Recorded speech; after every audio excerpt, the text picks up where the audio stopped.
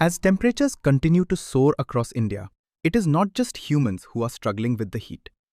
Animals on farms, in livestock markets, and at zoos are also feeling the impact of the scorching summer.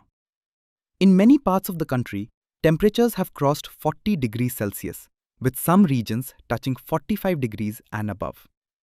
While hospitals are seeing more cases of heat-related illness among people, veterinarians are also reporting growing concerns about animal health. Heat wave चल रहा है तो उस कारण बकरों में पशुओं में प्रॉब्लम आ रही है, जिसके कारण जो बुखार आ रहा है और घर से डिहाइड्रेशन की प्रॉब्लम आ रही है, जिसमें डायरिया भी है. The poultry industry has been among the worst affected.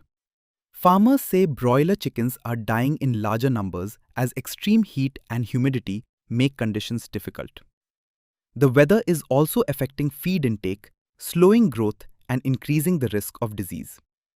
Livestock too are facing challenges. In Uttar Pradesh's Moradabad, goats suffering from dehydration and heat stress have been brought to veterinary hospitals for treatment.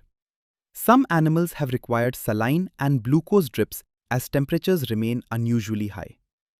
At zoos across the country, special measures have been introduced to help animals cope with the extreme weather. In Patna, Bihar, coolers and air conditioners have been installed in animal enclosures. Caretakers are using water sprinklers, cooling systems, and frequent baths to bring down body temperatures.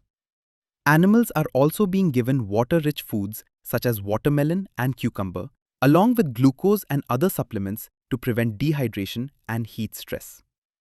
Experts say animals are often more vulnerable during heat waves because they cannot always regulate body temperature as efficiently as humans.